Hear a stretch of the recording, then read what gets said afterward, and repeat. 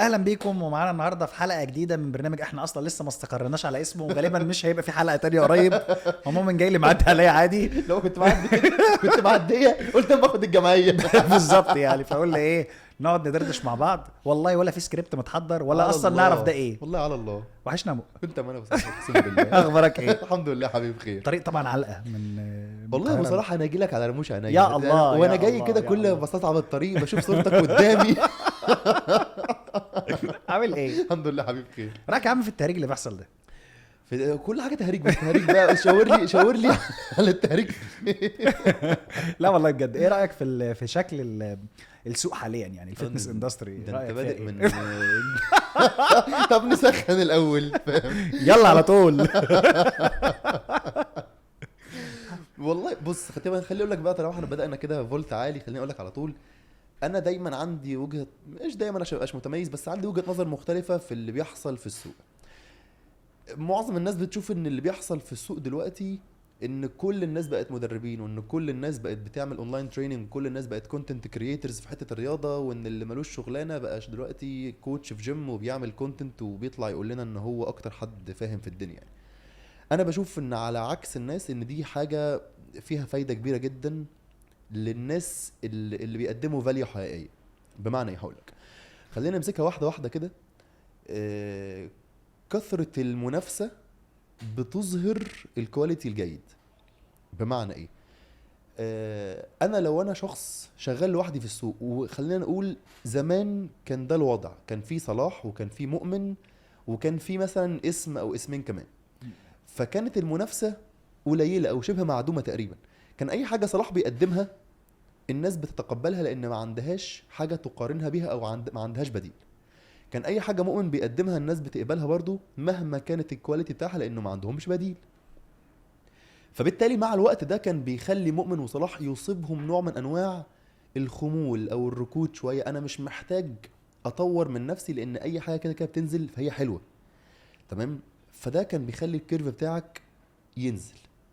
انما دلوقتي مع ظهور منافسين كتار، مع ظهور ناس بتعلي عليك في الكواليتي، ناس لسه عندها الشغف والحماس وعارف حلاوة البدايات، ده بيجبرك دلوقتي انك تشتغل غصب عنك وتعلي على نفسك، لانك لو ما عملتش ده هتتاكل.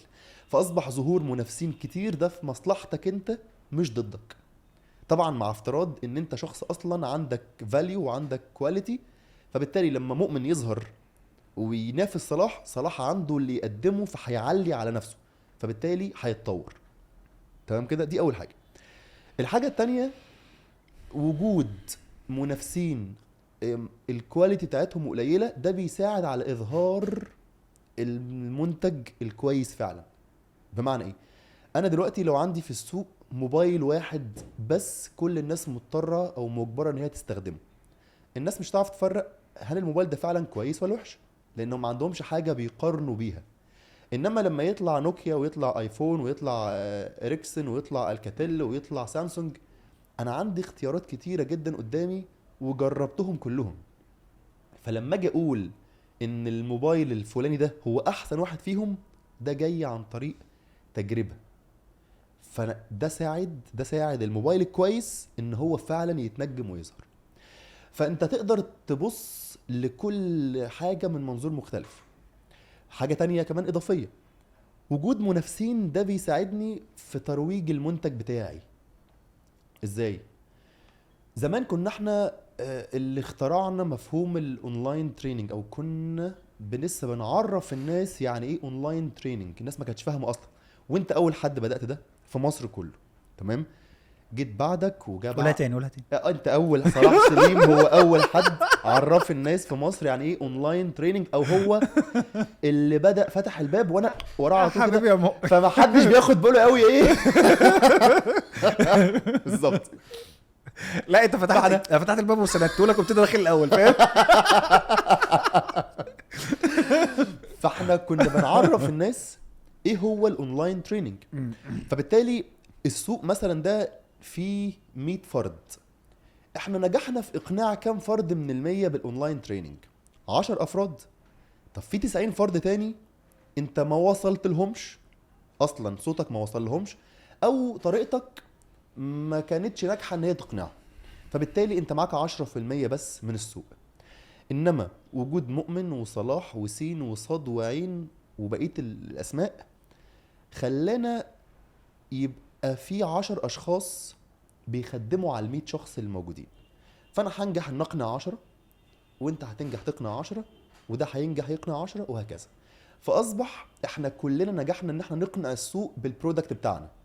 هتقول لي طيب ما هو انا دلوقتي استفدت ايه لما بقيت السوق اقتنع بس ما اشتراش مني؟ هقول لك انا دلوقتي ببيع، انت اشتريت مني موبايل تمام، او الكلاينت اشترى مني موبايل، بكره الموبايل اللي اشتراه مني ده هيبوظ او هيحب يغيره، هيروح يشتري منك انت، بعده هيروح يشتري من فلان، بعده من علان. فبالتالي انت سهلت مهمتي في اقناع السوق ان هو يشتري بضاعتي في وقت ما، فاهم؟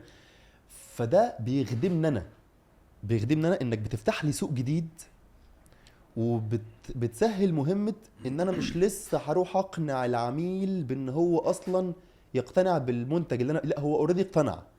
انت وشطارتك بقى انك تخليه يجي يشتري منك او لا، فمهمتك بقت اسهل، فاهم؟ شوف وجهة نظر فلسفية جديدة. اللهم بارك، اللهم بارك. شوف ده بقول لك ايه دماغ المظات دي. فعشان كده ده بيخلي قناعتي دي تخليني ابقى مرحب جدا باي حد بيحاول يبدا في المجال. يعني مثلا الناس تقول لي هو مثلا ان انت بتساعد فلان وبتساعد علان، ده مش عشان انا اكتر شخص خير في الدنيا او مش عشان انا شخص يعني مش ولي يعني، بس انا ببص لمصلحتي الشخصيه.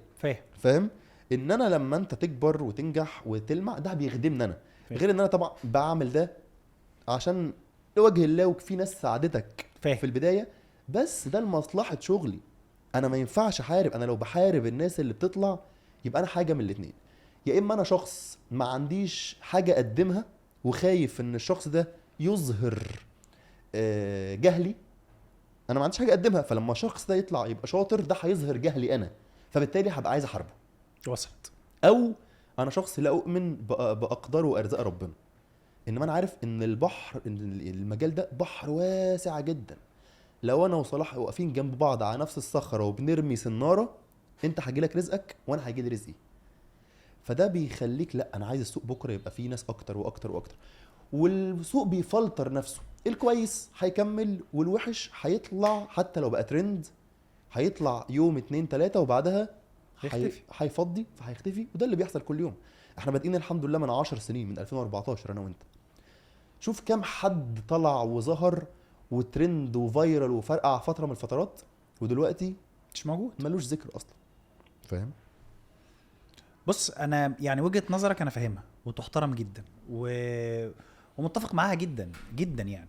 وانت عارف ان انا اصلا كصلاح على المستوى الشخصي من اكتر الناس يعني ان انا بحب اساعد كل الناس والواحد يعني بيحتسب ده لله، ما بنبقاش مستنيين كريدت او ان حد يقول هم او مش فارق معايا، انا في لحظتها خدت الاجر بتاعي، وعارف ان كل لما انا اساعد ناس انها تكبر ده بيعمل اويرنس بالفيلد وبيكبر الارضيه بتاعه المجال. لكن في بقى جانب من القصه مش باين، اللي هو الجانب اللي من القصه مش باين، ان الناس اللي دلوقتي بتتكلم ان هي بتقدم سيرفيس اونلاين تريننج، الناس دي مركزه في قصه صناعه المحتوى والترند، اوكي، وناسين الفاليو.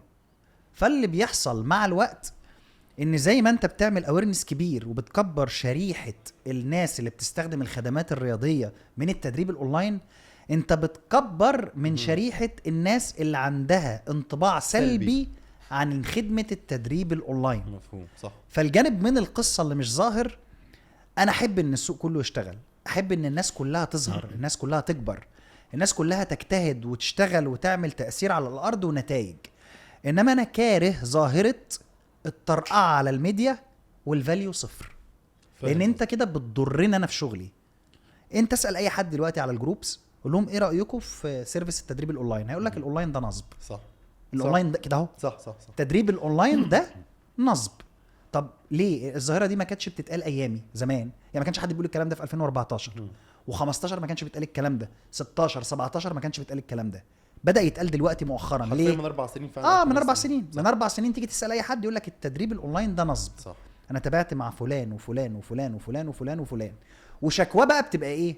مش ان انا التزمت على البرنامج وما وصلتش لنتيجه، او مثلا خدمه الاونلاين دي مش مناسبه ليا، دي الشكاوى المنطقيه. أوكي.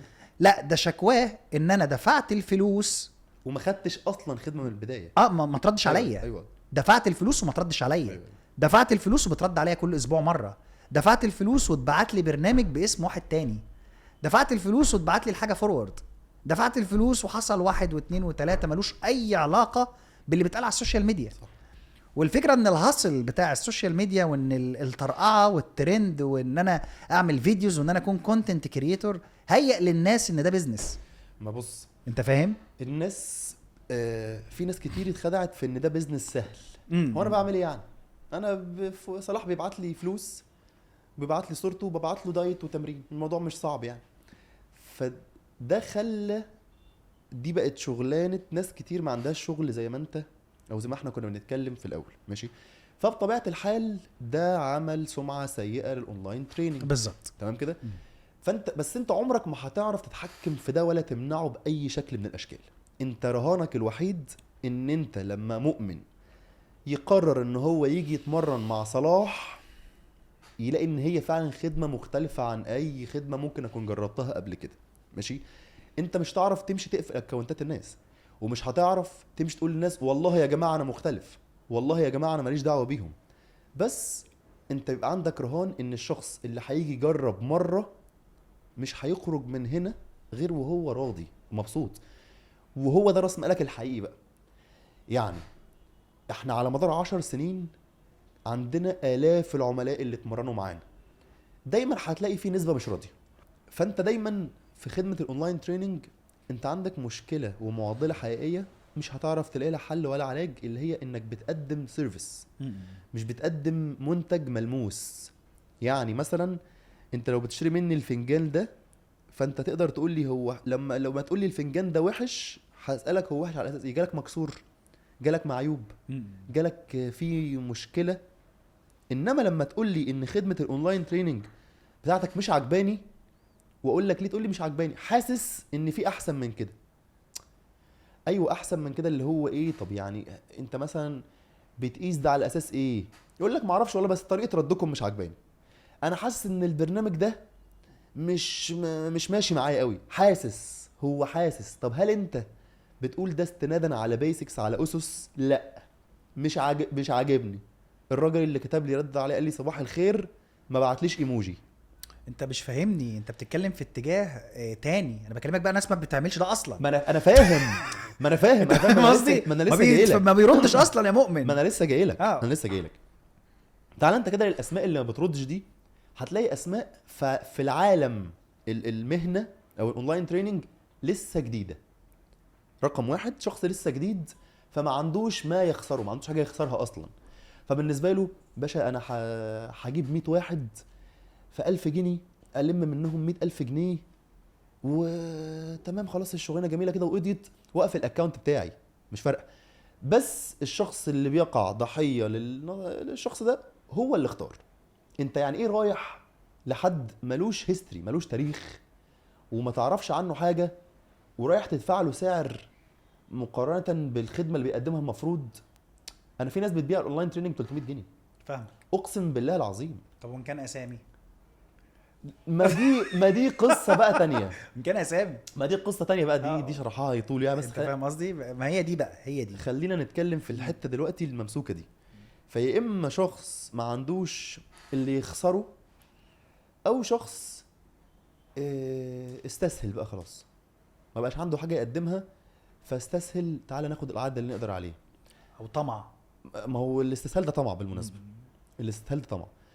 انما انت لو عايز خدمه اونلاين تريننج حقيقيه، اللي بالمناسبه دلوقتي ما بقاش في حد في العالم ينفع ينكرها. زمان لما ما كناش فاهمينها كنا بنقول هو انت بتقدم لي ايه يعني؟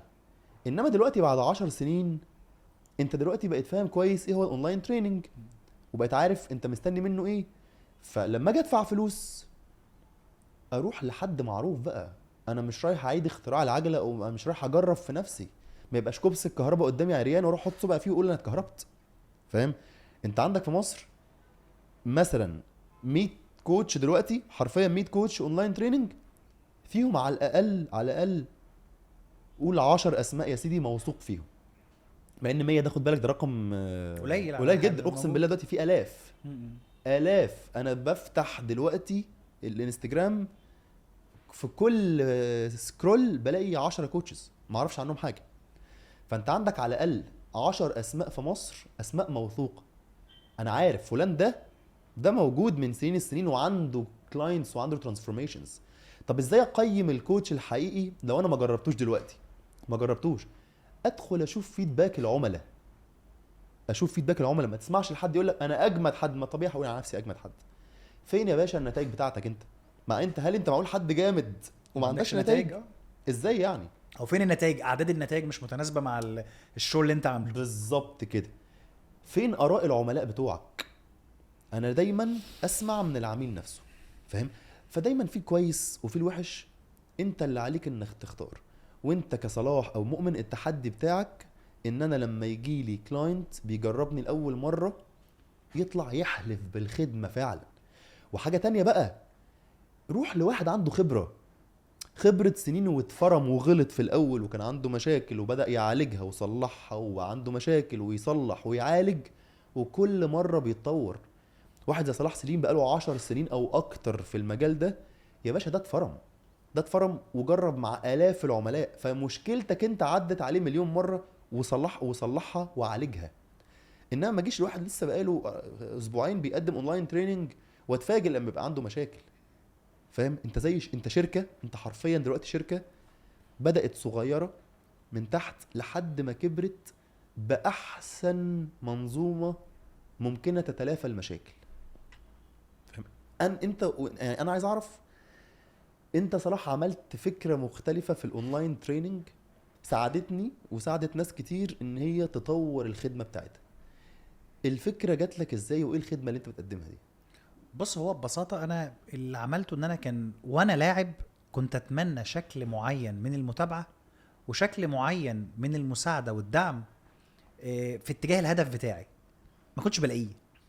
فانا عملت الحاجه اللي انا كنت اتمنى ان انا الاقيها لنفسي.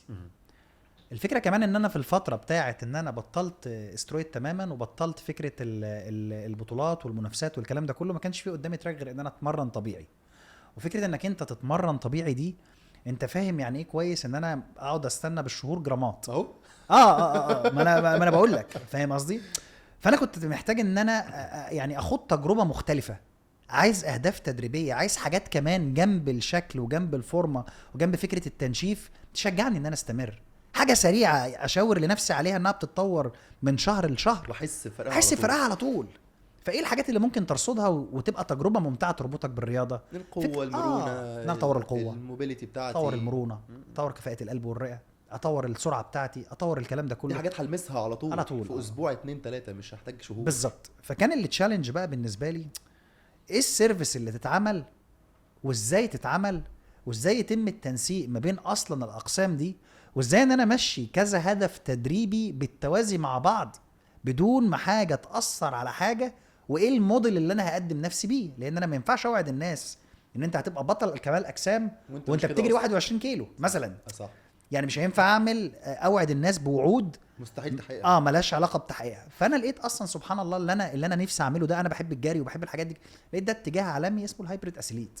يعني ده اصلا في ناس بره بتفكر كده. أيوة. فقلت الحمد لله، طب نشوف البيزك بتاعت الموضوع ايه. والموضوع واحده واحده بدا يظبط. وسبحان الله الشركه بعد ما كانت 5 افراد بقت 50 فرد، ال50 بقوا 100 فرد، بقوا 200 فرد. طبعا بقى الرحله بتاعتك علشان تسيطر على المنظومه دي وعلى النمو السريع اللي بيحصل كان لازم سيستم. فهي جت بالتوازي ان انا اصلا عامل سوفت وير هاوس وعامل ابلكيشن اي ترينر، واخدين خطوات كبيره في ان احنا اصلا ندير العيادات بتاعتنا اللي هي سيركل اسوسيشن. اوريدي كنا عاملين سيستم قبل كده، فالسيستم ده بالتوازي مع السيستم الجديد بدانا نطوره تدريجي، السيستم اللي بندير بيه الشركه لغايه اما وصل لمرحله ان هو بقى فيت اكسبرت. ولقينا ان ايه المشكله لما يبقى في منظومه زي دي تدي السيستم ده للمدربين وللناس اللي موجودين في المجال وتساعدهم على النمو، ومنه يبقى مشروع يجيب لك سبسكريبشن، يجيب لك يفتح شغل، اعمل لك ويب سايت، اعمل لك براندنج، اعمل لك ابلكيشن، ومنه المجال كله ينمو، واساعد الناس انها تقدم سيرفيس حقيقيه. عشان المجال اللي انا بشتكي ان الناس بتدخل تعمل كونتنت وخلاص وتدي سيرفيس اي كلام وبتقضي على المجال، لا انا هصلحه انا، تعالوا يا رجاله يلا نشتغل بما يرضي الله كلنا. فكانت هي دي الفكره. فالشاهد من الموضوع اللي انا عايز اقوله لك ايه، انا مش ضد ان شاب متخرج النهارده واخد كورس وعامل عضلات لسه بسيطه ولسه بادئ النهارده انه يشتغل اونلاين، انا موافق. اوكي. بس اللي مش موافق عليه ايه، انه ما يديش سيرفيس حقيقيه. بس انت بتضرني بتضرني مش بتضر نفسك بس. الفكره بقى ان هم كلهم بيبداوا بما يرضي الله، وبعدين لا اول مليون جنيه يدخل مخه بيضرب، الشخص مخه بيضرب. طب انا ينفع اسالك سؤال معلش؟ عشان انت قلت دلوقتي حاجه مع اول مليون جنيه. اول مليون جنيه يدخل له في الشهر، وده رقم كل مدربين كتير بتعمله عادي. انت مسؤول عن اللي انت بتقوله ده؟ طبعا مسؤول، لان الكلمه دي هتفتح علينا بيبان ما يعلم بها الا ربنا. كايه قول لي كايه. هل شغل الاونلاين كوتشنج رقم يقدر يدخل، او شغلانه تقدر تدخل الرقم ده في الشهر فعلا؟ قسما بالله وحياة بيدو وعمر تدخل اضعافه. هو بيتكلم يا جماعه على مسؤوليته وعن نفسه، انا ماليش دعوه باللي هو بيقوله ده. يا عم انا راجل ماشي جنب الحيط. والله انت عارف يعني. طب على ذكر اللي انت بتقوله ده، على ذكر انت بتقوله ده، انا اول ما بدات اشتغل اونلاين كوتش كان اهلي مثلا وخالاتي واصحاب ابويا وبتاع يقول لي هو انت بتشتغل ايه يا ابني؟ اقول له انا كوتش بقدم اونلاين كوتشنج. يقول لي شغال في جيم يعني؟ اقول لا مش شغال في جيم، بس يعني اونلاين كوتشنج. مش عارف اشرح له اقول له ايه. يقول لي طب خلاص انت بتدور على شغل تاني، حاجه مؤقته لحد ما تدور على شغل تاني يعني. اقول له لا هو ده شغل اساسي. هو يعني يبقى بيبص لي كده بيتحسر على حالي. طب انت عارف تعيش طيب باللي انت بتعمله ده؟ انت عارف تقضي حياتك؟ الفكره ان الاونلاين كوتشنج دي مشروع حقيقي لو انت بدات تراعي ربنا فيه ودرسته وعرفت تغطي متطلباته فعلا وتقدمه بكواليتي عاليه، هتطلع منه ارقام مرعبه ونتائج وناس تدعي لك. بص دي حاجه، والتراس يبقى ليك التراس على الارض، تمشي كده في الشارع الناس تدعي لك في كل مكان. انا خليني اقول لك بقى حاجه قسما بالله لما بروح اي مكان يا مؤمن، قسما بالله عايز اقول لك باخد اعلى كواليتي سيرفيس في المكان بسبب ان بيبقى في عميل عندي. أيوة. مش واحد بيتابعني. خد بالك، عميل هو شاف قد ايه الراجل ده فعلا مخلص بيراعي وبيحبك ربنا وبتاع في شغله. ما خد بالك انت الارقام دي والفلوس دي ما بتجيش غير لما تكون انت فعلا بتقدم سيرفيس كويس طبعا. لان انت ممكن تبدا في الاول تطلع طلعه كده، مثلا حد جديد انا هعمل ب 500 جنيه مثلا 3 شهور، هيجي لك عدد في الاول الناس اللي عايزين كواليتي او عايزين سعر رخيص. اما على مسؤوليتي اهو، على مسؤوليتي بمناسبه الموضوع ده، احنا الشركه عندنا في شهور الريتنشن بتاعها التجديدات مش العملاء الجداد بتبقى مليون جنيه عادي جدا. ايوه عادي، 1000 عميل بيجدد عادي جدا. هو انا اكذب يعني؟ ما اداري نعمه ربنا. بص انا بصراحه ما اجرؤش اقول اللي انت بتقوله انا ده. ما اكذبش عليا. ما اصل انت جيت شفت الشركه اللي انت بتقوله ده بصراحه. انت جيت الشركه صح؟ شفت حجم التيم وحجم الموظفين. طبيعي ان الناس دي تدير قد ايه بالظبط. ده العادي ان يبقى في الاف. هل ده حصل من العدم؟ لا بس خليني اخد من كلامك بقى واقول حاجه. ان يكون في شركه اونلاين تريننج في مصر او في العالم كله بتدخل رقم زي ده معناه ان الشركه دي مش هينفع تتنازل عن اسمها وسمعتها والكواليتي بتاعتها. بالظبط. انا معايا فرخه بتبيض لي بيضه ذهب. بالظبط. انا دخلت الشهر ده مليون، انا عايز ادخل الشهر اللي بعده 1.5 مليون. بالظبط. 2 مليون. فعمر ده ما هيجي بشقلب وقلب. بالظبط. عمر ده ما هيجي غير والكلاينت اللي موجود عندي ده دخل انا قفلت عليه. والله ما انت طالع طول ما انت بتتمرن وطول ما انت عايز مستعد انك تدفع في الاونلاين تريننج، انت مش هتدفع غير عندي. بالظبط. اقسم بالله العظيم يا صلاح، قسما بالله انا كان بيجي علي اوقات انا والتيم بتاعي، اقسم بالله انا ما كنتش بنام. انا في اوفر دلوقتي، في اوفر انا هشتغل على اللابتوب بتاعي، ابعت برامج وهندل كلاينتس وابقى خدمه عملاء زي الموظف اللي عندي. لان ايه؟ في فلوس داخله، في عميل وثق فيك فانت عايز تقفش فيه. انا مش هسيبك. انا مش هسيبك. نجاح اي بزنس الحقيقي بيتقاس بالتجديد والريتنشن. بالظبط. العميل الجديد عادي ممكن سهل ان انا اكون عملت اعلان كويس، ماركتنج كويس، فضحكت عليك فجبتك اشتركت معايا اول مره دفعت لي فلوس. انما لما انت تيجي تجدد عمري ما هعرف اضحك عليك. انت دخلت خلاص جوه الشركه والمطبخ وشفت هل في خدمه حقيقيه اتقدمت ولا لا. انا دفعت للناس دي اول مره، فلو الناس دي ما تقدمش خدمه انا همشي. انما معنى ان انا اجدد تاني يبقى لا بقى ده انا اشتريت. فاهم؟ فان انت تبقى تدخل الارقام دي. يعني انا بقول لاي اونلاين كوتش دلوقتي بيبدا او لما يسمع الارقام اللي احنا بنتكلم فيها دي عينه تلمع فتنور، يقول لك بس دي مصلحه سهله. قسما بالله اقسم بالله موت اصعب شغلانه ممكن تشتغلها في حياتك اللي انت بتقدم فيها سيرفيس، خدمه مش ملموسه. انك تجيب طقم مجات او طقم فناجين زي دي وتبيعه، ده اسهل بكتير، هتكسب منه ذهب، بس اسهل بكتير من انك تقدم سيرفيس. سيرفيس دي انا عايز العميل هو اللي يشتغل لي ماركتنج. انا نجاح الحقيقي يا صلاح لما الاقي فلان اخو فلان صاحب فلان مامة فلان دايره واحده. ده معناه الورد اوف ماوس. ان صلاح لما جه اشترك معايا، هو اللي من حلاوه الخدمه بقى ماشي عايز الناس كلها تشترك مع مؤمن ماهر. بالظبط. انا مو فت دي عشان أأسس شركة حقيقي فيها موظف يبقى خايف على شغلك زيك. يعني احنا زمان كنا بنشتغل بإيدين. أنا زمان كنت بقعد أمسك الموبايل أو اللابتوب وأفضل أشتغل وأرد قسم بالله لحد ما الموبايل يقع على وشي وأنا بنام. يعني أنام كده وسقط الموبايل يقع على وشي، أصحى ألاقي الموبايل جنبي. ماشي؟ فإنك واحدة واحدة تبدأ تسلم شغلك ده لموظف، ومش عارف حد هو اللي بيعمل ورك اوت، حد بيعمل التمارين، خدمة عملاء، في كاستمر كير، في حد، في دكتور بيرد على الناس، وهكذا.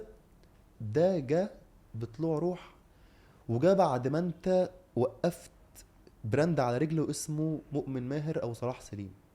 فاهم؟ فالشغلانه مش سهله. الشغلانه محتاجه ان انت فعلا تبقى فاهم يعني ايه تتقي ربنا. اول حاجه انت حتى لو بادئ وانت ما عندكش التولز اللي تساعدك، بس انك تبقى فعلا هدفك انك تتقي ربنا، هتلاقي ربنا بيفتح لك سكك وبينور لك. فنرجع لاسعار الاونلاين تريننج. في ناس كتير في السوق بتقدم اسعار تنافسيه بمعنى ايه؟ ان يعني في متناول معظم الناس، ومع ذلك بيقدموا كواليتي عاليه برضو. يعني مش عايز اقول ان مش اي حد بيقدم سعر قليل يبقى معناه ان هو بيقدم خدمه قليله. لا، انا بختار انا هشتغل ازاي. يعني اصل السوق عندك سيجمنتيشنز او شرايح، انا بختار انا هشتغل ازاي. موفت ممكن تبقى من اكتر شركات الاونلاين اللي موجوده في مصر اللي سعرها عالي. يعني انا عارف ان أنا لما الناس بتخش تسال على الاونلاين تريننج بيلاقوا ان السعر غالي مقارنه بمين؟ مقارنه بشركات تانية موجوده بتقدم خدمه كويسه برضو. يقول لك طب هو ليه السعر عالي؟ اشمعنى يعني؟ انت ايه المختلف فيك؟ كفايه ان انت بترد بنفسك مع التيم دي حاجه الوحيده. بص هقول لك، انا ما بعتمدش ان انا اخد عدد كبير من الكلاينتس. مش بنمشيها ميكروباصات زينا. بص والله مش جو كده. الاتوبيس النهري اللي انا عامله ده لا ما بتعملوش. بص والله مش كده. هي اتجاهات في البيزنس. فاهمك. يعني صلاح مختار ان البيزنس بتاعه يبقى بيعتمد على عدد كبير. انا بحب الماس، انت بتحب الزحمه. بحب انا الدوشه، انا بحب انا الناس كتير كده وبتاع الشعب ويشيلوني. ايوه بالظبط كده. بالظبط. انا راجل رايق. فاهم؟ راجل رايق. يعني انا مش عايز في الشهر 1000 كلاينت، انا عايز في الشهر 200 كلاينت. فاهمك؟ ماشي؟ يعني سعرنا عالي. ماشي؟ انا بحب اخد عدد قليل علشان انا بدخل بايديا في كل حاجه. فاهم؟ يعني احنا عندنا 3 باقات. سيلفر دي من غير متابعه، جولد متابعه مع الفريق، الاكسترا جولد دي متابعه معايا. بس مع ذلك انا دايما ايديا موجوده في كل جروب. رقمك في الجروبس كلها، حتى لو الكلاينت ما يعرفش ان انا موجود، بس انا شايف كل حاجه وبعدل وبخش ارد بايدي ساعات فاهم؟ انا بحاول لما اقلل عدد الكلاينت ده كده هيخلي كواليتي اعلى. ده حقيقي في كل الاحوال. ضغط 1000 عميل كل شهر غير ضغط 200 عميل كل شهر. دي حقيقه طبعا. فاهم؟ انت عندك عدد موظفين اكبر، فبالتالي انت بتقدم كواليتي برضو محافظ على الكواليتي بتاعتك. بس انا بشوف ان انا اعلي سعري، ده بيضمن لي كواليتي اعلى اقدر اقدمها للكلاينت. فيا جماعه ما تتضايقوش لما تخشوا تسالوا في موفت على اسعار الاشتراكات وتلاقوها اعلى. اعلى من صلاح سليم، ما حدش يقولوش بقى انا كابتن صلاح. بالظبط كده. طيب سين سؤال. تمام، هو سؤال صعباني شويه. جيم تمام جواب. قول يا سقف. لا انا يعني ايه فاهم، اعمل فيها ذكي عشان اخليك تقول كلام حلو عن فيت اكسبرت. بص انا من غير ما تسالني انا هقول بسم الله الرحمن الرحيم، فيت اكسبرت احلى سيستم ممكن تكون اشتغلت بيه. لا والله يا عم بجد، بدون انا بشوفك على طول بجد والله، ده بجد. أوكي. بلاقيك في الستوريز على طول فاتح السيستم وعملت ايه يعني. ده بره ان انت بتدعمني وان انت عايز أوكي. تعرف الناس انك بتستخدمه وكده. انا حاسك انت بتحبه. ما انا هقول لك ليه بحب فيت اكسبرت تحديدا. انت بقى الشغل بالتيم قبل فيت اكسبرت وبعد فيت اكسبرت، خاصه انت يعني احنا حالا برضه عشان الناس تبقى عارفه كواليس الموضوع. مدير التشغيل عند كابتن مؤمن ماهر كان طالب ابديتس معينه يعملها في الشركه عنده، شويه حاجات هو بيطورها في الشغل عنده، فكان جاي معانا يعني بيدينا الريكوست بتاعه. فهو قاعد دلوقتي قلت له ايه تعالى نصور مع بعض بودكاست كده. فانا حابب اعرف الفيدباك بتاعك الحقيقي، وجلد عادي. ماشي. لا هقول لك بص، شغلي قبل فيت اكسبرت حاجه وبعد فيت اكسبرت حماده تاني خالص. هقول لك ليه. انت قبل فيت اكسبرت لما بتشتغل مع عدد موظفين السيطره عليهم بتبقى صعبه، ومش بس السيطره، انك تاخد منهم انتاجيه عاليه صعبه. لان انت ما عندكش سيستم بيحكمهم ولا سيستم بيوجههم. كانت كل حاجه مانيوال. فيت اكسبرت باختصار بيخدم الكلاينت قبل ما بيخدم الموظف. ازاي بقى؟ الكلاينت اللي بيدخل عندنا من اول ما بيسجل وبيدفع لحد ما بناخد بياناته، لحد ما بنبعت له البروجرام، لحد ما بيرد على استفساراته، كل ده بيتم عن طريق سيستم ومكان واحد. كل حاجته متجمعه في مكان واحد. الكلاينت بيدخل بنبعت له اسسمنت عن طريق فيت اكسبرت، بيتبعت له جوه فيت اكسبرت، بيرد عليه جوه فيت اكسبرت، بيرفع صوره وبياناته والداتا بتاعته بتفضل محفوظه جوه فيت اكسبرت. لو عندنا اي ملاحظه بتبقى موجوده جوه فيت اكسبرت. فاهم؟ فده بيخلي كل تفاصيل العميل موجوده قدامي، بالحاجات اللي بيحبها، باللي بيكرهها، بالاصابات بتاعته، عيد ميلاده امتى، تاريخ جوازه امتى، ميعاد تجديد البرنامج امتى، ان احنا نديله مكالمه من خدمه العملاء عشان نطمن عليه امتى، طب لما اتصلنا بيه قال لنا ايه. فاهم. كل الحاجات دي موجوده جوه فيت اكسبرت. فبالتالي الكلاينت اللي بيدخل انا بحتاجش ادور في اي مكان تاني عن الداتا بتاعته. فده صلاح لما يتمرن معانا هقدر ارجع له بعد سنه، بعد 2، بعد 10 بنفس الداتا بتاعته محفوظه. فده بيخلي العميل هو انا ازاي كل تفصيله بقولها لكم ما بتقعش، انتوا واخدين بالكم منها كده. ازاي مثلا ما ببقاش كاتب ان انا بحب الفراخ وما بحبش البروكلي فبلاقيكوا عاكسين الموضوع ازاي يعني. وده كان بيحصل زمان. طبيعي انت بتاخد البيانات مانيوال، فطبيعي انك تسقط حاجه، تنسى حاجه. دلوقتي ده مستحيل يحصل. يعني دلوقتي مثلا بتحدى اي كلاينت، تعالى اتمرن انت وصاحبك انت وما تقولولناش، ما تقولش، وبعتوا بيانات مشابهه لبعض بس غير تفصيله واحده، هتلاقي التفصيله دي مبعوتها لك زي ما انت طلبتها. يعني السيستم ده بيضمن لي ان مستحيل يطلع برنامجين شبه بعض باي حال من الاحوال. نيجي بقى للموظفين. انا الموظف كل حاجه موجوده قدامه بشكل منظم. يبعت للعميل ده امتى، ميعاد التجديد البرنامج بتاعه امتى، طب انا اتصلت بالعميل ده او لا، طب العميل ده اشتراكه قرب يخلص محتاج انبهه ان هو يجدد. فاهم؟ فكل كبيره وصغيره موجوده في فيت اكسبرت. فده خلاني قوي اطلع انتاجيه اعلى من الموظفين بتوعي. زي ما قلت لك الشق الاداري يعني، الشق الاداري فيه منتهي. بالظبط. وبعرف احاسب الموظف، لان انا في شخص وثق في اسم مؤمن ماهر وجا دفع فلوس علشان واثق في الاسم ده. انا معلش، انا مش تعب ال10 سنين ده انت هتيجي تضيعهولي عشان حضرتك بتدلع. لا انا اسف، دي شركه وليها مكان وليها سجل تجاري وفيها ناس بتقبض وفيها سمعه قبل اي حاجه. حضرتك مش هتخسرها لي لان انت مثلا مكسل. فاهم؟ لا، في سيستم بيوضح لي انت بتشتغل فعلا او لا، سيستم بيقول لي انتاجيتك عاليه او لا. انا اسف. فاهم قصدي؟ فده اللي بيخليني اقول تعالى موفت بقلب جامد، تعالى وانا عارف ان انا سعري عالي، بس انا عارف برضو انا هقدم لك كواليتي عامله ازاي مقارنه باي شركه تانية.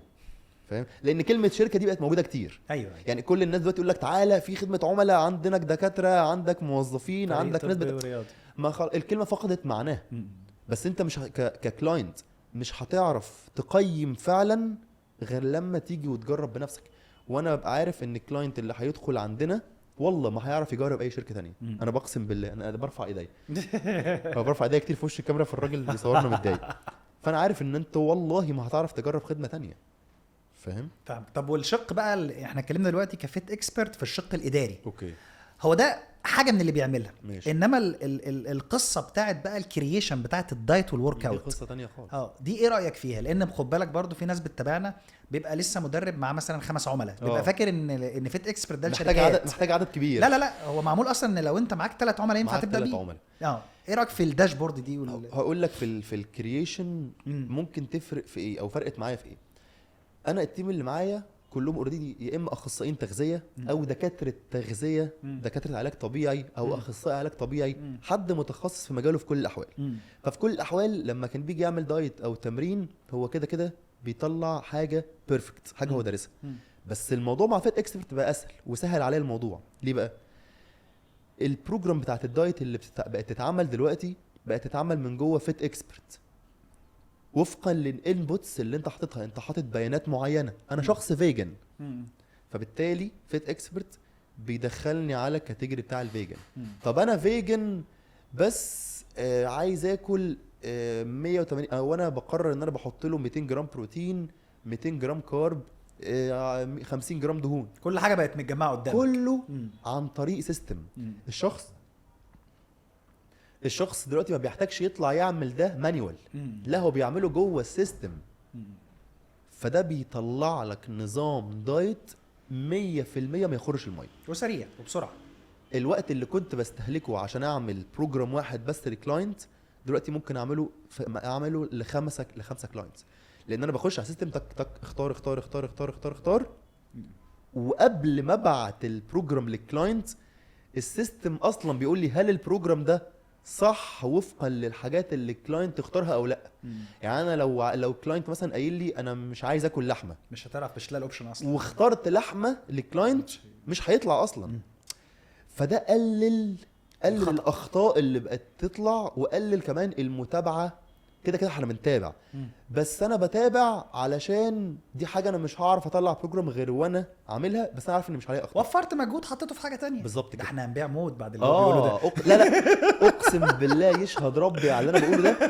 انا مبيعاتي هقول لك بس انا مبيعاتي قسما بالله اتضاعفت 2 و3 مرات بعد استخدام فيت اكسبرت. الحمد لله. هقول لك ليه. ادعوا لي يا جماعه بقى. لا فتس اندستري يدوني جايزه. انت عامل حاجه بتخدمني انا في شغلي. انا ما اقدرش ارجع اشتغل مانيوال تاني. انا جربت والعميل جرب. الفكره ان العميل جرب. بمعنى ايه؟ العميل دلوقتي له بروفايل ومتعود على الطريقه اللي بتشتغل بيها. العميل دلوقتي لو مثلا جاي يشترك معايا ولقى ان الدنيا سيستم او مش ما فيهاش سيستم، لا يا باشا ايه اللي انت بتقدمه لي ده؟ لا ده انا كان ليا داشبورد وليا بروفايل واقول لك كمان القرب ان في ابلكيشن كمان هيطلع قريب الكلاينتس هيستخدموه. يعني مفيش حد في مصر او يعني قليلين اللي بيشتغلوا بابلكيشن في مصر، بس الابلكيشن اللي هنقدمه للكلاينتس بتاعنا الفتره الجايه مفيش حد بيقدمه. ان شاء الله ندي اكسبيرينس رهيبه لموفيت بامر الله الرحمن. وعد ان البراندد اب اللي له علاقه بتقديم الخدمه عند كابتن مؤمن في الشركه بتاعته، وكل شركه يعني كل الناس اللي معانا في فيت اكسبرت هيبقى ليهم براندد اب بيقدم اكسبيرينس تفاعليه تخلي الناس اللي بتتمرن تبقى مبسوطه جدا من التجربه ويعلي من الالتزام بتاعهم. ده حاجه ادد فاليو جنب المتابعه على الواتساب عادي جدا. بالظبط كده. يعني خليني اقول لك كده سريعا ايه اللي بياخده الكلاينت عندنا. بياخد سيستم متكامل متناسب مع احتياجاته 100%. كله موجود جوه سيستم، ما بيتبعتش على الواتساب، موجود جوه سيستم. الجديد ان هيبقى فيه ابلكيشن في كل الكلام ده، يبقى معاك دايما طول الوقت على الموبايل. احسن من البي دي اف، احسن ما تقعد تبص في البي دي اف، واحسن من الواتساب. فاهم؟ فالكلام ده كله فيت اكسبرت عامله شغل عظيم. يعني كفايه تطبيل الفيت اكسبرت كده ولا يا جماعه الفيت اكسبرت بصوت يا عالي. جماعه في شيك بيتمضي دلوقتي لو ما قلتش الكلمتين. طب خليني اسالك بقى سؤال بقى تاني خالص. قول لي يا حبيبي.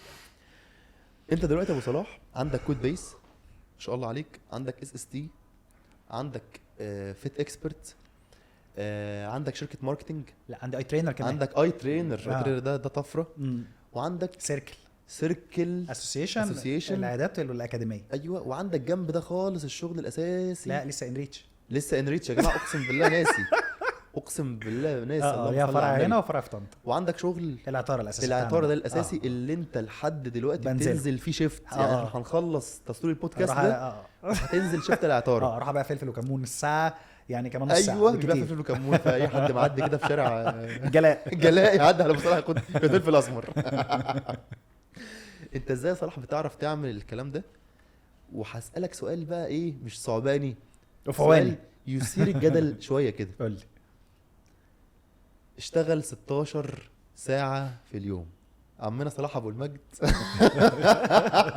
عمل قلبان والدنيا مقلوبه عليه وقال لك اشتغل 16 ساعه في اليوم وخد كورس واتعلم لغتين وهيفضل معاك 4 ساعات ما تنامش فيهم، روح العب سكواش. فاهم. انت ايه رايك في الكلام ده؟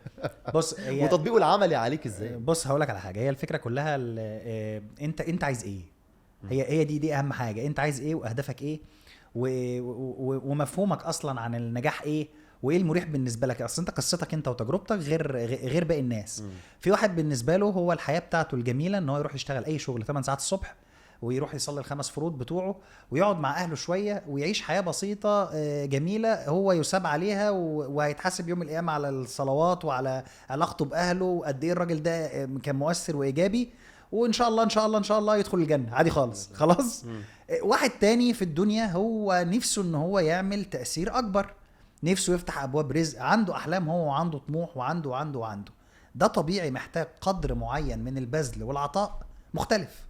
هل بقى اللي عنده الاحلام دي وعنده الطاقات وربنا مديله الطاقه انه يعمل حاجه زي دي هل لازم افرض القصه بتاعته على باقي الناس؟ لا. انت فاهم قصدي؟ مش لازم افرض قصته على باقي الناس. هي الفكره ان انت بقى لو انت عايز تبقى من الناس دي للاسف مفيش طريق تاني غير انك تدي للموضوع اللي تقدر عليه. 16 ساعه دي مجازا يعني اللي هو 12 ساعه 14 ساعه. بمعنى انا كصلاح سليم كانت قصتي ايه؟ انا بنزل المحل مثلا من 8 ل 10 ساعات في المواسم. كنت احيانا انزل من الساعه 7 الصبح والله يا مؤمن 7 بالليل ل 2 بالليل قسما بالله. اطلع 2 بالليل انا عامل عرض في رمضان مش هينفع تقعد ترد على الناس. اقعد ارد على الناس من الساعه 2 بالليل قسما بالله تاني يوم الساعه 12 الظهر وانزل تاني يوم في شفت بالليل متاخر مطبق. يعني انزل تاني يوم مطبق. قعدت على الحال ده سنين. يعني انا من بعد من قبل الجامعه اصلا انا طول عمري ما بخرجش غير مره في الاسبوع وطول الاسبوع شغل. طول الاسبوع شغل. هو ال6 ايام شغل ويوم اجازه. 6 ايام شغل ويوم اجازه. شغل اللي هو 12 ساعه 14 ساعه. شغل فحت. قعدت سنين على الوضع ده. وحتى لو عندي ساعتين فاضيين انا قاعد والله ما بروح مثلا قهوه او اروح اتفرج على ماتش. ايه الزهق ده اما اشتغل شويه؟ لا والله كنت اتجمع مع التيم نقعد نتناقش في افكار، نتناقش في حاجه احنا عايزين نعملها.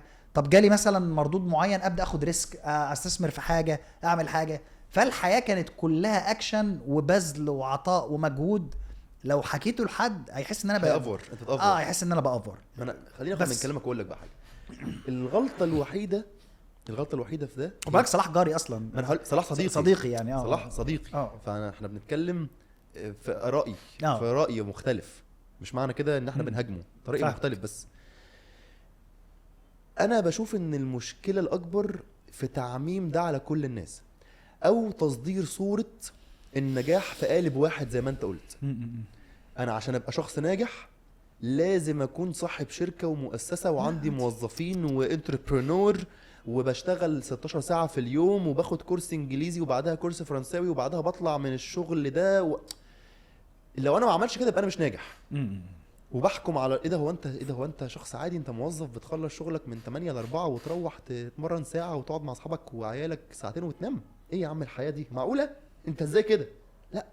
لا النجاح ليه انماط كتير وصور كتير. تقييمك انت ناجح من عدمه، هل انت راضي وهل ده اختيارك فعلا ولا لا؟ ما ينفعش ان انا افرض على كل الناس ان لو انت مش كده يبقى انت مش ناجح. لا، انت مين قالك؟ يمكن انا ناجح فعلا بالشكل اللي يرضيني. انا راجل مختار ان انا اعيش حياه متوازنه. انا راضي جدا بان انا بروح شغلي 8 ساعات، بقبض قبض معيشني كويس وساترني وعيالي احتياجاتهم متغطيه، وعندي 4 ساعات في اليوم لولادي ومراتي، وعندي ساعتين في اليوم جيم، وعندي كام ساعه بصلي واقرا قران فيهم مش عارف، وانزل المسجد، وانا كده تمام، مش عايز غير كده. هل ناجح؟ ناجح. بمقاييس مين؟ مقاييس انا. اصل دايما السؤال اللي ما بيتسالش انت مش ناجح بمقاييس مين. انت سالتني هل انت لما جيت تقول لي ان انت مثلا لو انت ما بتشتغلش 16 ساعه في اليوم، ولو ما بتتفحتش وتتردم، ولو ما بتاخدش كورسات، هل انت مش راضي؟ لا يا باشا، انا راضي. فخد من تحفيز اللي انت شايفه مناسب ليك. فاهم قصدي؟ انا دي النقطه اللي انا مختلف عن ده. احنا صعدنا كلمه النجاح واختزلناها من معناها الحقيقي. دايما كلمه نجاح بقت كلمه مبتذله. الناس بقى عندها حساسيه من كلمه نجاح. هيطلع بقى يكلمني بقى عن النجاح، وعن بقى ان انا كنت بنام ساعه ونص وبقى اذاكر تحت عمود النور، وان انت لو ما عندكش شركه فيها موظفين انت كده مش ناجح. لا، انجح بالشكل اللي انت تشوف. اهم حاجه تبقى انت راضي عن الحياه دي. والله انا واحد من الناس كان بيجي عليا اوقات قسما بالله فعلا ما بنامش زي ما انت بتقول، وانا مبسوط وراضي كده. دي مرحله من حياتي انا عايزها. وفي مراحل تانية انا مأنتخ شويه وتمام، استراحه محارب. مش عايز اجري دلوقتي يا اخي، مش عايز دلوقتي. اجروا انتوا واتبسطوا وربنا يوفقكم، بس انا جريت قبلكم وعايز دلوقتي ارتاح وهرجع اجري تاني. فاهم؟ فالنجاح ده ملوش مقياس عام، ما ينفعش تفرضه على كل الناس. ومع ذلك اللي صلاح ابو المجد بيقوله مفيد جدا وحلو جدا لما تاخده وتطبقه على الكيس بتاعتك انت. انا فاهم ان صلاح بيتكلم من منظور له تارجت اودينس معينين هو بيكلمهم. الناس اللي هي عايزه تبقى تعمل حاجات عاليه وبتاع. والله يا جدعان عايزين تكسروا الدنيا، هي دي الطريقه بالظبط كده. بس انت بتكلمني انما انت مش الطريقة. مجبر انك تعمل كده. ودي ضريبه السوشيال ميديا بالمناسبه. يعني انا ممكن الكلام اللي بقوله دلوقتي ده طالما انا ارتضيت ان انا اطلع بيه للجمهور، يبقى لازم استحمل ان مش كل الناس هيعجبها كلامي. بالظبط. الكلام اللي قلنا انا وانت من شويه ممكن نتهاجم عليه، بس احنا ما ينفعش نقول للناس ما تهاجمناش. بالظبط. انت بتقول رايك وخلاص، يعني بتقول رايك، مش هعرف فلتر كل بص حاجه. كلام صلاح انا كله عجبني عادي، ما عنديش اي مشكله، غير بس حاجتين قالهم دي اللي انا مختلف معاه فيهم. حوار الجواز بدري والحوار اللي هو التاني بتاع الاصدقاء والكلام ده كله. قلل الصحاب، زود هي دي دول بس النقطتين. انما باقي اللي قاله كله صح. ويظل بقى بالنسبه لي علامه الاستفهام ان في حاجات كتيره جدا سلبيه في البلد وعلى السوشيال ميديا. هنيجي على الراجل اللي بيقول اشتغل واتحرك يعني نمسكه نغسله، ما عملش، بيقول لك اشتغل. هو الراجل في الاخر هدفه انك تشتغل بس، يعني يمكن تحمس شويه عادي او يعني. خانوا التعبير شويه، او اللي هو قاله مش متوافق مع رؤيتك انت. تمام بس تظل في الاخر ان هو بيقول كلام لو ما نفعش مش هيضرش، ما يضرش. فاهم؟ انت شايف 16 ساعه دي افوره يا عم، خليهم 12، اشتغل 8 اشتغل 8 بجد. بالظبط، اشتغل 8 بجد. انا حسيته بصراحه تهاجم بشكل مبالغ فيه. لا يستحق كده بصراحه الجلد ده حقيقي. بس اقول لك على حاجه، صلاح صلب يعني مش فارق. لا انا عارف، ولا في دماغه يعني. انا عارف. ده بيقعد يشير الحاجات دي عادي يعني. ولا في دماغه. بس يعني ايه تاني يا كابتن مؤمن؟ انا قطعتك في سؤال كنت بتساله لي دلوقتي. ازاي بتعرف تعمل الورك بالانس ما بين كل الحاجات دي؟ ازاي انت تبقى عندك تقريبا 6 شركات، اللهم صل على النبي. 6 شركات غير العطاره. بالظبط. انت بتعمل 7 حاجات بالظبط، وال7 انت اعتقد انك بتديرهم حتى لو مش بشكل مباشر، بس انت مفيش حاجه، لا موجود، مفيش حاجه انت راميها ورا ظهرك. لا خالص. فانت يومك فيه 24 ساعه. ازاي بتعمل ده؟ بتدير 7 حاجات وبتتمرن وبتقعد مع ولادك وزوجتك وبتنام. هقول لك انا بنعمل ايه. الفكره ان الحاجات دي ما اتعملتش مع بعض. اللي بيحصل كالتالي، عارف كأنك طالع على السلم، هي ستيب باي ستيب. انا بقوم داخل في مشروع، المشروع ده ببقى انفولفد فيه قوي، مركز فيه، مركز مع التيم، مركز مع الماركتنج بتاعه، بحكي القصه بتاعته للناس، بتاكد ان هو بدا يحقق مبيعات، بتدخل معاهم في الماركتنج، بتدخل معاهم في السيرفيس، بتدخل معاهم في كل حاجه. ده يحصل بقى على مدار سنه، سنه ونص، سنتين، زي ما يحصل. ياخد وقته. خلاص المشروع وقف على رجله وبقى له ستراكشر واضحه، وبقى له فريق كامل. الفلو بتاع المشروع من اوله لاخره، من اول ما العميل بيجي لغايه اما العميل ياخد السيرفيس، وازاي نجيب العميل بتقديم الخدمه، بمين مسؤول عن ده، مين مسؤول عن ده. اول ما اتاكد ان ده اتعمل، خلاص انا بخرج من المشروع. هو بيمشي مع نفسه. هو دار. انا بتابع تقارير بس، بتابع تقارير، وبقى في ميتنج كل فتره، حاجات ليها علاقه بالقرارات اللي ليها علاقه بالتوسع، نفتح فرع جديد، افكار معينه للماركتنج، للكلام ده كله. بس بيبقى شغلي بيبقى شغلي عباره عن ان انا ممكن اخد تلم الغله بقى، قرار او اتنين له علاقه بالمشروع ده. اوكي. طيب المشروع اللي بعده بيجي ازاي؟ هل انا ببقى لا انا فاتح مشروع واحد انا عايز يبقى عندي اتنين؟ لا، هي بتبقى انا دخلت اشتغلت، فالشغل بيجيب شغل. ببدا اتعرف ببدا اتعرف على ناس مواهب من المشروع ده. المواهب دول بلاقيهم اصلا مبدعين في اتجاهات تانية تخدم على الشغل، فببدا ان انا انفست معاهم في الفيجن بتاعتهم، ونبدا واحده واحده نشتغل على حاجه جانبيه جوه المشروع. يعني كود بيس دي كانت ترابيزه في سيركل، قعدنا ننفست في الموضوع ده عشان نعمل لسيركل سيستم، وعشان نعمل لها ويب سايت. كله مترابط، مربوط كله بيجي من كله. عملنا السيستم وعملنا الحاجه، قلنا طب ايه المشكله لما يبقى عندنا تيم ماركتنج داخلي؟ ليه نعمل ده اوت سورس؟ عملنا ده. طب ايه المشكله؟ نعمله احنا واحده واحده، خطوه بخطوه، طوبه بطوبه. الموضوع بدا يكبر شويه. طب عايزين نعمل ابلكيشن نستعرض بيه قوه الشركه دي على المستوى البرمجي، وفي نفس الوقت يكون في نفس الاتجاه اللي احنا مبدعين فيه، اي ترينر. عملنا الابلكيشن. طب ايه المانع بقى طالما احنا عاملين برودكت محترم زي ده ما نشتغل للغير؟ خلاص تعالى ناخد مقر جديد لكود بيس. اوكي. خلاص شويه شويه. بس السوفت وير ده محتاج مصاريف جامده، انا محتاج اعلي دخلي عشان اقدر اسد في المصاريف عليه. يلا نفتح فرع تاني لسيركل. فتحنا الفرع التاني لسيركل. انا بحكي لك القصه بالظبط. في حد بيجي بيدي مقدمه في الكورس بتاع سيركل في الانجليش، بيدي مصطلحات طبيه بالانجليزي. طب ما اعمل انريتش. طب وهو اصلا تيتشر تقيل قوي. أوكي. طب ما الترجمه والحاجات الكتير اللي احنا بنحتاجها لشغلنا والمحاضرات والكلام ده كله وللعملاء لما حد يبقى عايز ماركتنج قبل شات جي بي تي. طب ما انا في ناس بتترجم الكلام ده. طب ما ايه رايك لما ندخل في المجال ده؟ يلا مستر عصام، يلا قمنا فاتحين انريتش. ركز معايا. وانا شغال انا ستيل برضو ما اتحررتش، انا لسه بتابع الناس بنفسي وموجود سيركل وكذا. يلا نتست اس اس تي، يلا سيرفيس ندوبليكيت تاني، قمت اعمل اس اس تي. اس اس تي وهي شغاله احنا بنطور السيستم الداخلي بتاعها. ما يلا فيت اكسبرت بس كلها طالعه من هي عامله زي المايند ماب. بالظبط. انت فكره اساسيه كبيره بيبدا مع الشغل يطلع منها فرع افكار، فالفكره يطلع منها فكره وهكذا يبقى عندك شجره كبيره بالزبط. وانت ما ساعدتش ان يبقى عندك الشجره دي.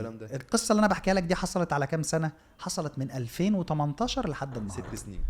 انما قبلهم كلهم انا صلاح اللي بعمل بيرسونال براندنج لنفسي، ان انا حد محترم وحد كويس وحد بطل وبتاع شخص واحد. انما من 2018 بدات بالاكاديميه مع دكتور اسامه ومصطفى. الاكاديميه دي كانت حاجه كده مقر بسيط. قلت له طب ايه رايك يا دكتور، انا في التغذيه ليا اسمي وبتاع مش عارف ايه، تعالى دوقك خيرها. انا فاكر الكلمه. انت دي كلمتك اصلا. قلت له دي كلمه صلاح، تعالى دوقك خيرها. تعالى دوقك خيرها برجلنا قلت له تعالى دوقك خيرها. فتحنا مقر. قال لي طب خلاص. كلمه تبان طيبه قوي بس وسبحان الله يعني. فهي جت كده يا مؤمن يعني. فعشان كده تلاقي كل مشروع له تيم مسؤول عنه، والتيم مبني على سنين. يعني انا ما صحيتش من النوم قلت نعمل هايرنج. أيوة. لا ده كان وقع كل حاجه. مفيش كده. هي كل حاجه بتتبنى طوبه بطوبه. فعشان كده الشجره بتاعتنا غويطه. وبعدين حاجه تانية. انت مش عارف كلمه لويالتي، ممكن الانتماء. انت عند الناس بتوعك ليهم انتماء للحاجه اللي بيعملوها لصلاح. بالظبط. مش مجرد حد موظف لان صلاح بيدي مرتب عالي فيلا بينا نروح. هم اصلا مش موظفين، هم شركاء، هم اصحاب الحاجه. ايوه هم اصحاب الشغل ده كله، هم اللي عملوا ده كله. يعني ممكن انت بتدعي ان انت بتشتغل عند الناس بالزبط. دي، هم اللي بيوجهوك. لو في موظف في الموضوع ده فهو انا مش بالزبط. هم. يعني كلمه مصطلح موظف ده انا موظف. انت اللي موظف. هم اصحاب شغل. لان انت من غير ده انت مش ضامن ان بكره حاجتك مكمله. انا ولا حاجه من غير التيم. بالظبط. عشان بس مش تواضع. لا ده حقيقي. ده على نور يعني. فاهم قصدي؟ يعني انا بالنسبه لي المجموعه اللي قايمه على الحاجه كلها هم دول كلهم، هم ده الشغل. بس يا سبحان الله، نوايا طيبه وانا عندي حاجه قويه جدا وانت عندك حاجه اقوى، بنحط ايدينا في ايدين بعض، بنكر ذاتي وانت بتنكر ذاتك، ببقي مصلحتك قبل مصلحتي وانت بتبقي مصلحتي قبل مصلحتك، بنلاقي نفسنا عمالين نرسم لوحه جميله وبنعمل نمو كبير. عشان كده الطبيعي يكسب. الله انا اول واحد في مصر قايل الكلمه دي. ده حقيقي انا اقول لك بس، وانت اول حد يعني قلت ان انا هبطل الاستيرويد. لا، وقبل اصلا ده اول كامبين نازله ادز على السوشيال ميديا، طبيعي يكسب اللي كان عاملها لي. عارف الشباب العسل بتوع ايفولف؟ هم 2 عارفهم؟ لا. ما تعرفهمش؟ لا. ازاي؟ لا. المهم يعني في واحد فيهم صديقي جدا أوكي. جدا، فكان يعني ايه بيحبني، فعمل لي فيديو هديه. فعمل لي الفيديو بتاع ان انا جمع لي العملاء ونتائجهم وكتب لي عليه الطبيعي يكسب. اوكي. الكلام ده في 2017. ده اول فيديو انا عامل بيه اعلانات. اول واحد يقول كلمه الطبيعي يكسب دي هو صلاح سليم. انت فاهم؟ فعشان كده دايما لما الاقي حد عايز يشتم في الكلمه دي بزعل. يعني بزعل. انت شايف طب اول حاجه هل كلمه الطبيعي يكسب فقدت معناها مع تكرارها؟ ده اول سؤال. السؤال الثاني، هل انت شايف ان دي كلمه بقت تخدم المجال ولا بتضره؟ خلينا واحده ماشي. مع كثره، شفت كثره كثره دي بتاعت الفنان فاروق الفيشاوي. هل فقدت معناها مع كثره تكرارها؟ بص اقول لك حاجه بصراحه، العيال نجاحها مستفز بس. صح. من الاخر العيال طلعوا بسرعه. صح. بسرعه، ونجاحهم مستفز قوي، مشاهداتهم مستفزه قوي، ما شاء الله عاملين فيو جامد قوي. فطبيعي هو في اللاوعي كده تلاقي نفسك بيحاربوا. تلاقي نفسك في اللاوعي متضايق. صح. بكلمك بجد. لو انا بس هقول لك ده بيحصل امتى. ده بيحصل لما الشخص ما يبقاش عنده طريق تاني غير كده. يعني من 10 سنين كان اتجاه البودي بيلدينج يعني ستيرويد. هي الناس كانت ده مفهومها، وما كانتش بتتقبل اي حد يطلع يتكلم في اللعبه دي غير وهو بالكي وضخم جدا وناشف ومفرتك. اي حد بيطلع يتكلم حجمه صغير، حبيبي انت حلو بس لسه بدري عليك، اركع على جنب. فكان المود العام للناس هو متوافق مع الاستيرويد. دلوقتي الشباب الجديد اللي طالع بقى ينفر اصلا من حته الاستيرويدز الكتير وبقى يحاربها. فاهمك. انا شايف ان دي نقله عظيمه جدا. طبعا عظيمه. باشا احنا في الاول والاخر دي رياضه، فمعناها صحه افضل. بالظبط. طب احنا لما كنا بناخد ستيرويدز، كامل احترامنا بس المجتمع على البودي بيلدينج وكل الناس اللي بتستخدم المنشطات والكلام ده كله، يعني مش معنى ان انا بطلت اي حاجه. لا خالص، مش كل واحد حر في قراراته. بالظبط. مش معنى ان انا بطلت ستيرويد يبقى هنقلب على اللي بياخدوا ستيرويدز. لا، ابقى انا شخص قليل اصل وناكر للجميل، او شخص بركب ترند. لا انا شخص فضلت استخدم ستيرويدز 8 سنين من حياتي كلاعب كمال اجسام، واستفدت منها جدا، وفي وقتها كانت بتخدم هدفي. انما ان انا بطلت دلوقتي، ده كامل الاحترام للي بيستخدموا ستيرويدز. دول ابطال، ما ينفعش حد يقلل منهم ابدا باي حال من الاحوال، دي بقى قلة الادب. بس انا دلوقتي اخترت في مرحله من حياتي، شفت خلاص ان انا خدت المكاسب القصوى من الستيرويدز، وانا شخص من دي 1 او من اول يوم عايز ابطل هرمون، وعارف ان انا هبطله، بس كنت مستني الوقت المناسب اللي ابطله فيه. فدلوقتي دي مرحله جديده. انا شايف ان الستيرويدز ما بتخدمنيش كإنسان، وما بتخدمنيش في شغلي كمان. فاهم؟ فيلا بينا نبطل هرمون. مرحله من النمو عادي يعني، كنا عيال يا عم وكبرنا عادي يعني. غير كده مش معنى كده اللي بياخد هرمون عيل، بس هو دلوقتي بتكلم على قراراتنا. ده دلوقتي بيتوافق مع اتجاهاته، ودلوقتي ده بيتوافق مع اتجاهاتي. فاهم؟ لا اللي بياخد هرمون وحش، ولا اللي بياخدش هرمون احسن حد في الدنيا. لا اللي بياخد هرمون بيضر نفسه، بس له كل الاحترام. بالظبط يعني كده. يعني انت وحش بس له كل الاحترام. انا لما كنت كنت دايما اقول يا جماعه انا باخد هرمون، بس ما تاخدش انت هرمون. كان يقول ازاي يعني انت شخص مزدوج، هو انت اتأمرون بالبر وتنسون انفسكم؟ لا خالص. بس انا عارف مش هشيل ذنبك. بالظبط. انا بضر نفسي، فمش عايزك تضر نفسك، مش عايزك، لان انا حبيب اقرب وقت هبطلها. انا مش بقول لك ان هي حلوه فانا مش عايزك تاخد خيرها زيي. فاهمك. لا، هي كلها زفت. انا باخدها عشان ده كان بيخدم شغلي وقتها، وما كانش عندي طريق تاني. فاهم؟ ولسه شهوه العضلات وانا لسه جعان بطولات وجعان مسرح. بس نيجي بقى لحاجه تانية. انت لو عندك طريق تاني يدخلك فلوس من اللعبه دي من غير الهرمون، ما تسيبوش. اوعى تسيبه. وده دلوقتي اسهل من وقت ما احنا بدأنا. لما بدأنا ما كانش حد ينفع يتقبل منك انك تطلع على الشاشة وتقول معلومات وتصور فيديوهات من غير ما يبقى عندك عضلات. دلوقتي الموضوع اختلف. انا عملتها سنتين اول ما بدأت. بالظبط كده. انما ما كملتش. غصب عني ما لقيت ما الموضوع قدرتش. بيضرك. بس مسكت فلوس بصراحه وانا طبيعي. مسكت فلوس وعملت في قاعدة. 2013 عملت قاعده جماهيريه كبيره ومسكت فلوس وانا طبيعي. بس بصراحه الناس كانت بتهني في التعليقات. اللي هو يا عم روح ده اعمل عضلات وتعالى اتكلم. انت عصايه يلا، انت سفروته يلا، انت مش عارف. قمت راح واخد استرويد وجايب بطل جمهوريه غصب عني. لا تعبان. قمت داخل بطوله افريقيا جايب يلا بينا تاني. قاموا ساكتين. بالظبط كده.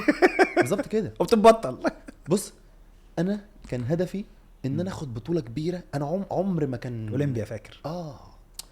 انا كنت اقول بص انا هاخد بطوله كبيره اعمل بيها بوم وبعدها مش عايز حاجه تاني. فاهم؟ الناس تقول لي طب هو انت قول لي فرحان باولمبيا ايه يا عم؟ اولمبيا فين كارت الاحتراف؟ طز في كارت الاحتراف. مع كامل احترامي لكل المحترفين، يمكن ده كان حلم عندي في وقت من الاوقات. انما انت احلامك مرنه بتتغير وفقا للمراحل العمريه بتاعتك. لا انا عايز اعيش بصح. انا عم حد طماع. انا عايز اعيش بصحه كويسه وعايز اكسب فلوس في نفس الوقت. عايز افضل حافظ على اسمي. ده الوقت المناسب اللي بطل فيه هرمون. فقصه الطبيعي يكسب انا مبسوط بيها جدا. مبسوط ان دلوقتي الشباب الصغير بقى عارف اضرار الهرمون. فاهم؟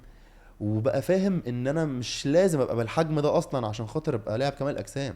ان انا ابقى شكلي كويس فت صحتي كويسه ده بمليون كيلو عضلات. صح. طز في العضلات. اقول لك العيال عملوا ايه؟ هم عملوا اعظم حاجه احنا ما عرفناش نعملها طول السنين. جمعوا ما بين الاثنين، الفلوس جاب لك والصحه. ادالك القدوه اللي تقنع الشاب الصغير انه مش محتاج هرمون، بانه بيقول لك انا اهو يا عم كسبت بطوله وبركب عربيات حلوه وشكلي حلو وترند ومعايا فلوس وصحتي كويسه وحياتي حلوه والدنيا جميله وشكلي شيك في اللبس. فالموضوع انتهى. بالظبط. بقى فيه خلاص القدوه اللي توضح حاجه زي دي. بالظبط. عكس على ايامنا. طب ابقى طبيعي زي مين؟ ما فيش فرايتي. ما عندكش يا عم افرض شكل صلاح مش عاجبني. ركز معايا. انا مثلا بقول الطبيعي بس شكلك انت مش عاجبني. انا عايز حد اجمد. فبقى في اختيارات كتير.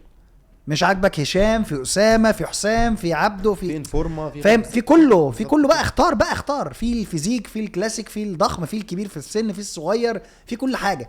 فالجروب نفسه قوته في ان هو رسخ الفكره. بالظبط. انت فاهم دماغي؟ بالظبط. فبصراحه انا بحب العيال دي. بص في ناس تقول لك هو انا ايه ضمني ان فلان ده طبيعي؟ مش فارقه. هو ده دي اجابه السؤال. انت اخترت. مش فارقه يا باشا. لو انت يعني لو هو مش طبيعي انت اوهم نفسك انه طبيعي ودخلته كحافز ليك. بالظبط. هو الهدف ان هو يبقى حافز ان انا اقدر اعمل حاجه كويسه طبيعي. وهو ده الهدف. فانت بقى عندك 10 امثله يا سيدي فيهم نصهم طبيعي يا سيدي ونصهم بيضحك عليك. فانت على الاقل عندك 5 تقدر تبقى زيهم. والاهم من ده كله انك تقدر تعمل فلوس وانت طبيعي. اللعبه دي مش لعبه. احنا زمان كنا فاكرين ان هي لعبه بطولات. يعني لازم يكون معايا بطولات كتيره عشان اعمل فلوس. اقول لك بقى المفاجاه ان انا قسما بالله انا اكتر فلوس عملتها لما بطلت بطولات. يعني البطولات ما بتعملش فلوس. انت البطولات دي حرق اعصاب ووقت ومصاريف ومجهود وضغط. الفلوس الحقيقيه بتيجي لما تبقى قاعد رايق كده ومركز وعارف تتكلم وتقول وبتفكر از بزنس. فاهم؟ فانا مبسوط بترند الطبيعي يكسب ده. و10 رجاله كملوا يا شباب. كملوا. انا وكابتن مؤمن بنقول لكم كل الدعم. كل الدعم. طيب في ختام بقى البودكاست بتاعنا يا كابتن مؤمن، عايزين نوجه رساله للناس اللي مركزه في ان هي تدخل المجال وتعمل ارضيه عن طريق فكره ان انا بعمل بوم وبركز في الكونتنت، هوكات، فيديوهات مترقعه، تيك توك، مش عارف ايه وبتاع، واشحن عملاء، اجيب عملاء وسيرفيس اي كلام. وده الطريق للنمو. رسالتك ايه للناس دي؟ ان انت تعمل ترند ده سهل. انا بالزبط. ممكن بكره اطلع اقف على ايديا على ايدي وشعر راسي. بالي فيت اكسبرت في الرد والنقل. هنديها حته كده. اديها حته كده من ان حد يعمل ترند ده اسهل حاجه. تمام. انك تبقى شخص مهزأ والله العظيم اقسم بالله والله العظيم وشخص قايل قيمه والناس تشاير الفيديو لبعض، ده اسهل ما يمكن. بس ده بيجي على حساب اسمك وشكلك والفاليو بتاعتك. انا لما اقول اسم مؤمن ماهر ايه اول حاجه بتيجي في بالك؟ فاهم. لما اقول اسم صلاح سليم ايه اول حاجه تيجي في بالك؟ هل الفيديو اللي كان بيتنطط فيه ولا الفاليو اللي الراجل ده قدمها لنا ولسه هيقدمها لنا؟ فان انت تبقى ترند ده سهل، بس انك تبقى اسم او براند نيم ده صعب. الترند هيفرحك يوم واتنين وتفرقع، والناس تبقى ماشيه بتصور بتقول يعني بتشاور لبعض فيديوهاتك وبيشوفوك في الشارع بيشاوروا عليك لمده يومين ثلاثه، بعد كده هتفرقع في وشك، بعدين خلاص شكرا انت اتكنسلت يا باشا، انت مش موجود، انت شخص بالنسبه لي انت تعيل بتفرج عليك على تيك توك ده اخرك. انما ان انا اعمل جروث بطيء بس كل خطوه بتثبت القيمه بتاعتي، هو ده الصعب، ده اللي بيضمن لك الاستمراريه. عشان كده لما بقول لك تاني ليه مؤمن وصلاح، والله العظيم ومؤمن وصلاح دول مش بتكلم على شخصنا، في براند نيم اتبنى على في علامه تجاريه اتبنت على مدار 10 سنين. ممكن ما نبقاش احنا مش كل يوم ترند ومش كل يوم بنعمل فيديو يجيب 10 مليون مشاهده، بس انت بتنزل فيديو بيعلم مع الناس فبيزرع جوه الناس قد ايه الشخص ده بيقدم فاليو. فده بيضمن لك ان لما في شخص عايز يختار، هو انا عايز ادفع فلوس في خدمه الاونلاين تريننج او عايز ادفع فلوس لكوتش، اروح لمين؟ هروح لابو ترند ولا هروح لاس اس تي او هروح لموفت؟ لا، انا هختار الشخص اللي اداني فاليو. فمش عيب انك تكون مركز في الكونتنت، مش عيب انك تبقى عايز تبقى كونتنت كرييتور والناس بتتفرج عليك، بس لازم ركز في الفاليو. الفاليو دي اللي هتضمن لك استمرار دخلك وهتضمن لك استمرار اسمك. وفاليو دي بتتعمل ازاي يعني يا كابتن مؤمن؟ الفاليو دي بتتعمل انك تشترك مع فيت اكسبرت وتستخدم السيستم ده في انك تسوق العملاء بتوعك وتستخدمه في الاونلاين تريننج بتاعك. في دلوقتي خصم 50% على لا يا عم ما تدمرش المشروع. نعمل لكم خصم بس مش 50% يا عم، 70% على فيت اكسبرت. انا حابب اقول ان فكره ان انت تبقى كونتنت كرييتور دي حاجه مهمه جدا، انك انت تكون موجود والناس تعرفك دي حاجه مهمه جدا، بس اللي يضمن لك بيزنس يعمل نمو، اللي يضمن لك ان انت فعلا تعمل نجاح على الارض، هو التاثير الحقيقي اللي بتعمله مع الناس. والتاثير الحقيقي اللي هتعمله مع الناس، الزمن دلوقتي اتغير، بقى فيه اويرنس عالي جدا، العميل بقى فاهم، العميل بقى ذكي، العميل عارف حقوقه ايه كويس، العميل فاهم يعني ايه سيرفيس قويه. فما فيش طريق قدامك في سوق فيه المنافسه مرعبه، وفي ناس كتيره جدا بتقدم خدمات قويه، وطبعا الاي اي داخل في حته تانية، غير ان الاويرنس اللي احنا بقالنا سنين بنعمله بشرح بمعلومات بالكورسات بالكلام ده كله بيجنوا ثمار دلوقتي او بيلموا من ورا دلوقتي. فالموضوع مرعب مرعب مرعب مرعب، فلازم تتعب. الفلوس تتعمل بسهوله، فرصتك انك تبقى ترند دلوقتي سهله، بس ركز بما يرضي الله. زي ما انت مركز 100% في الكونتنت، ركز 100% في الفاليو، ان شاء الله ربنا يكرمكم جميعا. بس نورتنا يا كابتن مؤمن. مبسوط بصراحه ان انا كنت معاك النهارده في البودكاست اخويا والله العظيم. اتمنى يكون البودكاست ما تشدش بقى عشان لسه ما اتغديناش. بصراحه جاب لنا كفته وفرق. اللهم بارك اللهم بارك، يا رب العالي يكونوا طلبوها بس. لا بقول لك ايه، ده انا قلق عليكم هنا. حبيبي يا مؤمن حبيبي. يلا.